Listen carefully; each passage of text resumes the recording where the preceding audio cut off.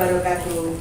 Selamat siang semuanya. Senang sekali kami dari DPC Persaki Kabupaten Sragen hadir bersama Anda semua dalam acara talk show dalam rangka Hari Gizi Nasional ke-62 tahun 2022 yang bertepatan pada tanggal 25 Januari 2022. Tema kali ini adalah aksi bersama cegah stunting dan obesitas. Dan untuk topik bahasan kita pada hari ini yaitu cegah stunting itu penting. Bersama para narasumber yang luar biasa. Kita sapa dulu para narasumbernya. Yang pertama Ibu Suyani Alimadya Gizi RD. Selamat siang. Assalamualaikum Ibu. Selamat siang Ibu Ayu. Waalaikumsalam. Yang kedua, Ibu Feti Ardiana Alimadya Gizi. Selamat siang. Assalamualaikum Ibu. Dan yang ketiga, Ibu Istianti Agustina Alimadya Gizi. Assalamualaikum Ibu. Ya. Dan narasumber yang keempat, Ibu Setia Agustina Sarjana Gizi. Assalamualaikum Ibu. Dan yang narasumber yang tidak kalah pentingnya ini luar biasa sekali, Ibu Yulia Dwi Retnawati Alimadya Gizi. Assalamualaikum Ibu. Ya, masih bersama saya Litu Hayu Butomo sebagai moderator yang akan memandu acara talk show pada hari ini. Baik kepada Ibu para narasumber, saya sebenarnya cerita tentang stunting ini masih menjadi topik utama ya pada tahun ini ya, karena kita pemerintah maupun semua nakes berupaya untuk mencegah terjadinya stunting, seperti itu ya. Nah, sekarang saya ingin bertanya kepada Bu Yulia ini, sebenarnya pengertian stunting itu apa? Ya, terima kasih Bu Yu. Ini memang penting sekali ya untuk mengetahui apa itu stunting. Jadi kita nggak semata-mata ada lihat anak pendek itu stunting gitu. Benar seperti itu. Jadi harus tahu bahwasanya pengertian dari stunting itu adalah gangguan dari tumbuh kembang salah satunya ya. Jadi ini anak-anak itu gagal untuk tumbuh. Jadi tinggi badan atau panjang badannya tidak sesuai dengan anak-anak tentunya di usia. Nah ini biasanya memang karena gangguan asupan nutrisi yang kronis pada terutama di 1000 hari pertama Di saat periode emas itu Bu ya. Betul. Jadi tinggi badan tidak sesuai dengan usianya. Jadi biasanya cenderung pada istilah yang orang awam bilang itu pendek, begitu Bu ya. Baik, sebenarnya penyebab dari stunting itu sendiri apa Bu? Iya. Penyebab dari stunting itu sendiri itu memang karena gangguannya itu terutama terjadi di 1000 HPK atau hari pertama itu kan. Jadi itu memang ada pengaturan pengasuhan yang salah. Jadi sebelum hamil ya, pada saat hamil itu nutrisinya pengetahuan tentang nutrisi itu kurang ya, itu akan menyebabkan nutrisi yang kurang berlebihan. Terus selain itu juga ada pola asuh di mana di sini banyak anak-anak yang usianya 0 sampai 6 bulan itu tidak mendapatkan ASI eksklusif. Karena ibunya sakit bisa jadi ya, atau ibunya bekerja atau memang tidak mau. Nah ini ya jadi PR kita semua ini para nutrisionis dan juga para nakes ya, bahwa kita harus memberikan edukasi ya Bu ya, supaya mau menyusui ya begitu. Iya. Mungkin ada lagi Bu? Nah itu mungkin jadi setelah fase dia menerima ASI eksklusif, nanti ada untuk memberikan makanan pendamping ASI. Nah ini kurang adekuat di sana. Jadi karena perasaan sudah dapat ASI, terus nanti begitu terus tidak kadang-kadang ada anak juga yang dia belum mau atau tidak mau diberikan makanan pendamping, ibunya sudah dibesar ASI aja terus. Padahal mungkin setelah 6 bulan itu untuk nutrisi dari ASI kurang mencukupi. Iya. Tubuhnya. Ya harus tumbuh dan berkembang ya Iya. Bu ya. Jadi kalau ASI saja kurang, kita harus ditambahkan Iya. makanan pendamping ASI. Gitu. Sesuaikan dengan usianya Iya. ya. Ya. Baik, sebenarnya pengukuran stunting ini ada parameternya nggak Bu? Ya. Sebenarnya kalau untuk pengukuran stunting ini ada parameternya tersendiri Bu. Ya. Jadi untuk standar pengukurannya itu menggunakan standar Kemenkes kurang dari min 2 standar deviasi. Itu juga disertai dengan keterlambatan perkembangan. Jadi di sini yang dimaksud keterlambatan perkembangan itu seperti yang disampaikan sama Bu Yulia, untuk anak usia sekian harusnya bisa berjalan, untuk anak itu belum bisa berjalan seperti itu. Jadi misalkan itu umur sekian itu anak seharusnya aktif dalam aktivitas, tapi Iya. untuk anak itu malah kurang aktivitasnya seperti itu. Jadi dikira diam, pendiam, tapi sebenarnya dia mengalami keterlambatan perkembangan. Iya. Seperti itu ya. Oh, ya. Baik, Bu Tia, sebenarnya stunting itu dapat dicegah apa enggak? Sebenarnya kalau stunting itu bisa dicegah Bu Ayu, itu dicegah bisa mulai dari awal misalkan aja. Jadi sebelum dia itu menikah itu harus melakukan cek kesehatan terlebih dahulu di puskesmas. Kemudian untuk selama dia itu hamil, dia harus rutin melakukan pemeriksaan di bidan ataupun di kandungan. Soalnya kan kalau seperti itu bisa mendeteksi juga janin yang dikandungnya itu mengalami masalah atau tidak. Ya, sehat atau tidak? Iya. Gitu ya. Kemudian untuk ibu hamil juga harus melakukan imunisasi. Kemudian misalkan kalau sudah bayinya itu lahir, itu harus ibu tersebut harus diajarkan mengenai IMD tersebut. Inisiasi menyusui. J. Kemudian untuk usia 0 sampai 6 bulan itu seharusnya harus diberikan ASI eksklusif Ibu. Iya. Jadi yang sampaikan Bu Yulia tadi ya, bahwa itu harus diberikan ASI sampai usia 6 bulan, baru setelah 6 bulan diberikan makanan pendamping ASI. Iya betul itu. Baik, sekarang saya beralih pada Bu Yani. Kan dasar utama untuk mencegah terjadinya stunting.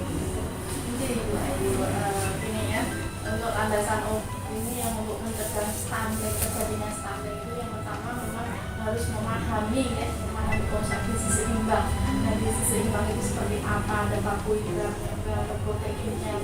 Protein itu nggak harus hewani aja, harus ada nafari, harus ada hewaninya juga. Terus juga ada sayurannya juga, ada buahnya juga. Terus juga harus banyak vitamin. Terus yang kedua ada pemeriksaan kesehatan secara rutin itu paling nggak ke posyandu itu ya Bu ya, setiap bulan pasti ada di desa-desa itu juga ada posyandu untuk memantau berat badannya naik atau enggak, panjang badannya naik atau enggak seperti itu. Terus yang ketiga memahami pentingnya ASI dan ASI sudah diutarakan juga sama Bu Yulia bahwa ASI itu sangat penting karena di situ lengkap semua zat gizinya gitu. Iya, Jadi zat gizinya itu lengkap untuk antibodi biar anak itu nggak mudah sakit, nggak mudah terserang diare atau infeksi yang lain kayak itu. Iya. Terus ada juga untuk kebersihan gitu. Jadi nggak sebelum pegang makanan itu memang harus kebersihan, cuci tangan seperti itu. Tentunya orang-orang itu kadang-kadang ibu muda juga beranggapan bahwa kalau menyusui itu jadi nggak cantik lagi, kemudian nanti payudaranya nggak bagus, bodinya badannya nggak bagus, sehingga nah ini yang harus menjadi PR kita untuk memberikan edukasi kepada ibu muda supaya tetap menyusui. Karena bagaimanapun juga walaupun ada susu formula, tapi ASI itu jauh lebih penting dan lebih lengkap nutrisinya. Itu ya, setuju saya. Ya. Kemudian faktor risiko dari stunting itu apa itu? Nah, jadi kan salah satu untuk ini ya stunting itu tanpa gagal tumbuh kembang ibu ya. Jadi faktor risikonya satu itu memang gagal tumbuh, lalunya panjang badan udah sekian kok tidak sesuai dengan umurnya seperti itu. Terus gagal kembang, harusnya anaknya udah merangkak kok belum kayak itu. Terus juga ada gangguan nggak boleh semuanya, jadi nanti akan mengakibatkan obesitas. Jadi harus betul-betul diperhatikan sampai detail supaya tidak terjadi gagal tumbuh dan berkembang. Supaya tidak terjadi gangguan metabolisme, karena kalau sudah stunting ini ada obesitas. Ya, gitu ya. Baik, saya bertanya lagi kepada Bu Yulia, cara memenuhi kebutuhan gizi anak ini bagaimana? Untuk mengetahui untuk mengetahui bagaimana gizi itu sudah terpenuhi ya, jelas kita harus lihat tubuhnya, tubuhnya seperti apa. Seperti anak di usia masa emas ini ya, bisa diabk. Setelah dia lahir, itu untuk nutrisi yang cukup itu terutama memang kita seperti untuk salah satu dari asupan protein itu, karena asupan protein itu harus memang kebanyakan di masyarakat kita ya Bu, itu makan itu proteinnya hanya sedikit, mungkin karena image seperti hewani mungkin harus cukup untuk proteinnya ini. Terus membiasakan kebiasaan yang baik, seperti anak-anak itu harus dibiasakan sarapan. Untuk pemenuhan kebutuhan untuk beraktivitas sekolah, berpikir ya, betul sekali. Ya, ini kita sering mendengar ini keluhan dari para ibu muda dan juga ibu-ibu di luar sana bahwa ada anak kalau sudah ibunya bawa piring makan, waktunya makan, si anak langsung tutup mulut. Nah, gerakan tutup mulut ini kira-kira Bu Febi ya bagaimana cara mengatasi anak-anak yang tidak mau makan ini? Ini kan permasalahan dari semua ibu ya. Iya. Termasuk saya sendiri, anak saya juga mengalami GTM, yaitu gerakan tutup mulut. Bagaimana sih cara mengatasinya gitu? Jadi yang pertama itu kita harus tahu apa sih penyebab dari gerakan tutup mulut dari anak kita sendiri itu. Contohnya, jika anak sedang sariawan, maka biasanya nafsu makannya tidak bagus. Iya. Karena Langsung untuk bilang ya. ngomongnya nanti akan sakit. Seperti itu kita bisa membuatkan makanan atau snack yang dingin, karena makanan dingin bisa meredakan nyeri saat sariawan. Iya. Kemudian kita membiasakan membuat jadwal makan yang teratur, seperti makanan utama 3 kali, kemudian selingan 2 kali. Juga selingan dan makan itu juga kita buat semenarik mungkin gitu ya. Jadi anak tidak bosan, hanya itu saja, seperti warna juga bentuknya seperti itu. Dituntut kreativitas seorang Iya, ibu ya. Karena sekarang kan banyak yang kita tahu ya, untuk ibu-ibu muda di luar sana, bahwa sekarang medsos itu sudah maju sekali ya. Kita bisa lihat resep-resep, ya ada foto-fotonya, gambarnya menarik-menarik gitu ya. Nah, contohnya, yang penting kita harus pandai-pandai buka-buka. Ya, medsos dan kreatif. Mungkin tidak seperti yang ada di gambar itu, tapi bisa dikreasikan sendiri. Mungkin begitu ya Bu Febi ya. Nah, sebenarnya stunting ini apa mempengaruhi dari IQ anak itu? Tentu sangat mempengaruhi IQ, karena stunting sendiri merupakan kekurangan energi kronis ya. Iya. Sehingga apapun yang aktivitas kita lakukan itu membutuhkan energi untuk berpikir, untuk kegiatan sehari-hari. Maka berpikir kita juga terlambat seperti itu. Untuk tumbuh kembang anak nanti akan penurunan kognitif juga terjadi, motoriknya juga tidak sesuai dengan umurnya. Seharusnya sudah bisa berjalan, sudah bisa bicara, itu akan terlambat seperti itu. Jadi sangat berpengaruh ke IQ. Iya betul. Kesannya sih anak ini pendiam ya. Tapi ternyata ini keterlambatan ini seperti ini ya. Tapi orang-orang di desa mungkin ya kadang-kadang tidak memahami itu, dianggap ya anaknya biasa gitu. Ya. Baik, saya beralih ke Bu Isti. Jika bapak ibunya itu pendek, apakah si anak ini dipastikan mengalami stunting? Itu biasanya di daerah-daerah itu nih, di biasanya kalau orang tuanya pendek itu biasanya anaknya nanti juga akan pendek gitu ya. Tapi ternyata tinggi badan itu sebenarnya dipengaruhi oleh banyak faktor gitu ya. Jadi bukan hanya dari faktor keturunan aja gitu ya. Jadi perbaikan keturunan itu sangat dapat dilakukan itu dengan pengetahuan yang baik, kemudian pengetahuan yang baik mengenai kesehatan, kemudian gizi, terutama di 1000 hari pertama kelahiran gitu ya. Itu masa periode emas ya. Jadi belum tentu ya Bu ya kalau dikatakan walaupun pendek tapi mungkin bapak ibunya dulu juga masa orang tuanya dulu juga pendek seperti itu ya. Tapi bukan menjadi tolak ukur bahwa itu stunting gitu ya. Baik, sebagai pertanyaan terakhir saya juga bertanyakan lagi jika terjadi stunting pada usia 2 tahun Bu, bagaimana? Jadi jika terjadi stunting di usia 2 tahun itu nanti pertumbuhannya juga akan terganggu itu. Kemudian perkembangan motoriknya juga akan terganggu juga gitu ya. Seperti tadi yang saya katakan ya, jadi pendirian anaknya tapi sebenarnya belum bisa apa-apa di usianya gitu ya. Jadi kegiatan posyandu di desa-desa itu sebenarnya untuk membantu mendeteksi anak bagaimana perkembangan anak gitu ya. Untuk untuk membantu mendeteksi perkembangan anak. Apakah orang tua harusnya malah bersyukur ya berposyandu ya, jangan malah menjadi momok atau takut atau malas mungkin ya datang ke posyandu gitu ya. Untuk mengetahui apakah berat badan anak kita naik atau enggak gitu ya. Itu kemudian nanti makanan anak kita itu sesuai enggak dengan kebutuhannya seperti itu. Kemudian nanti kalau anak kita nggak mau makan itu nanti kan ada upaya solusi di posyandu itu dulu ya. Itu nanti supaya ada solusi ibu-ibu bagaimana cara mengatasi anak-anaknya yang susah makan gitu ya. Kemudian nutrisionis. nutrisionis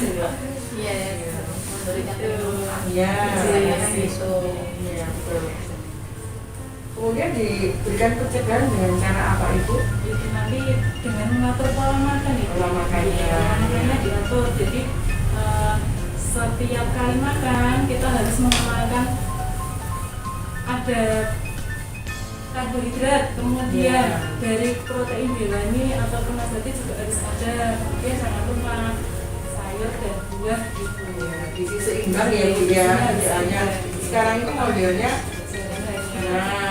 karbohidrat dan karbohidrat tadi gitu nasi dengan gitu ya. Oh iya, bisa jadi ya bumbu kecap sama kuah sayur. Nah, kuahnya sayur soto. Ada hanya air ya.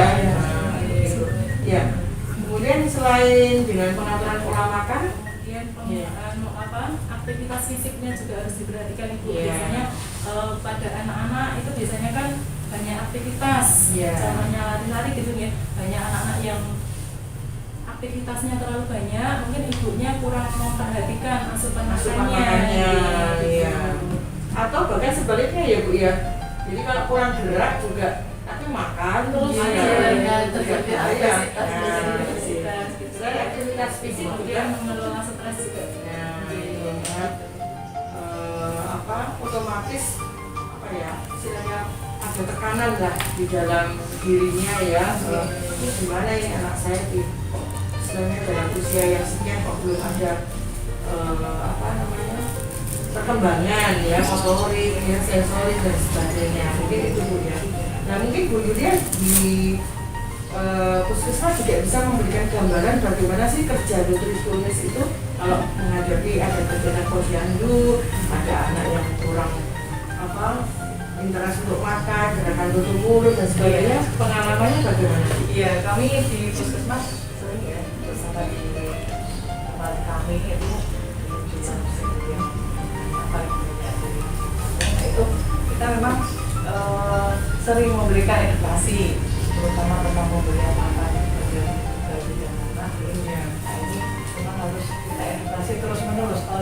sekali 2 kali mau susah. Jadi karena memang dilemanya seorang ibu itu mesti punya balita, itu pasti makannya ya susah, gitu tadi gerakan tutup mulut, gitu. Dan kecenderungan ibu-ibu itu terus nggak sabar. Nah itu tadi yang hubungannya sama yang tadi ngelola stres di anak, itu penting sekali. Karena sering saya sampaikan ke orang tua nih, jadi bulan jangan sambil ngedumel, pulang sambil tewak gitu, nggak mau makan jewer, nggak mau makan nanti disuntik Pak Dokter kayak gitu.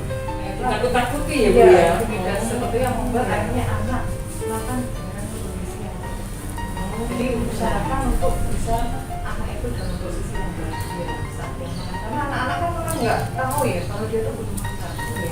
Jadi kita yang harus mengarahkan bahwa makan itu tugas dia.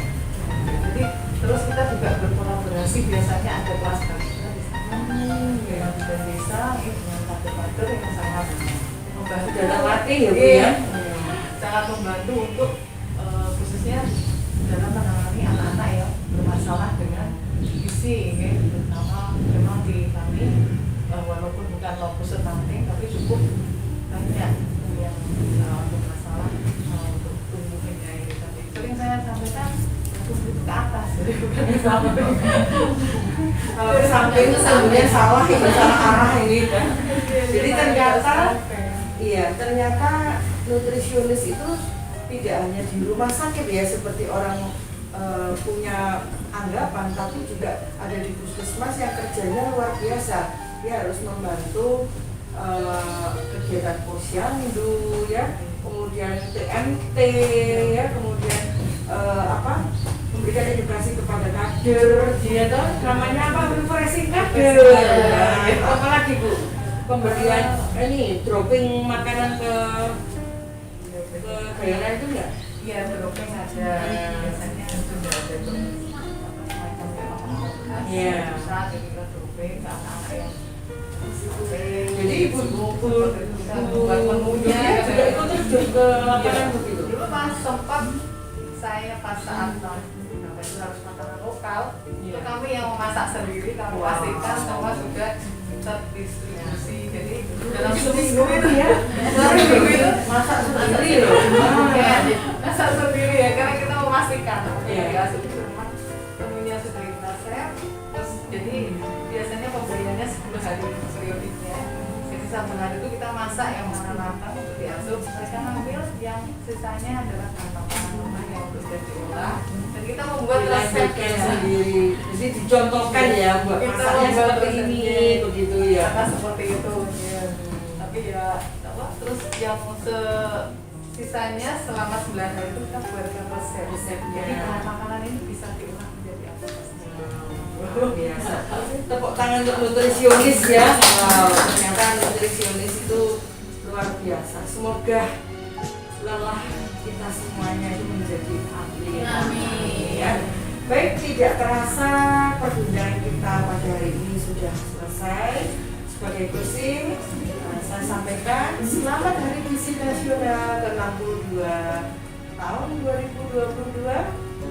Semoga dengan perbincangan singkat ini tentang stunting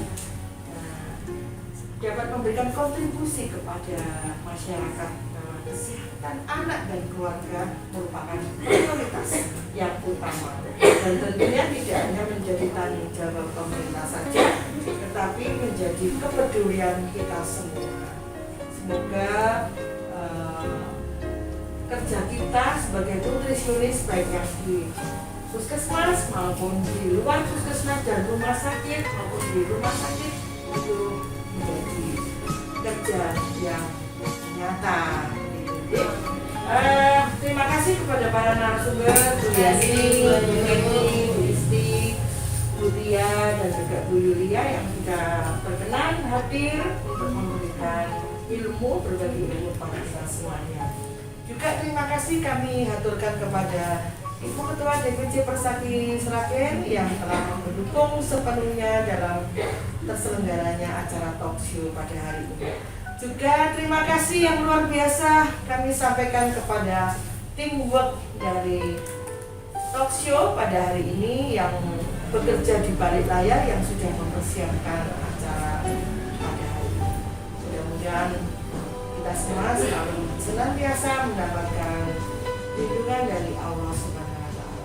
Mohon maaf atas tutur kata kami yang kurang berkenan. Terima kasih, sampai bertemu di lain kesempatan di acara talk show berikutnya. Wassalamualaikum warahmatullahi wabarakatuh. Waalaikumsalam.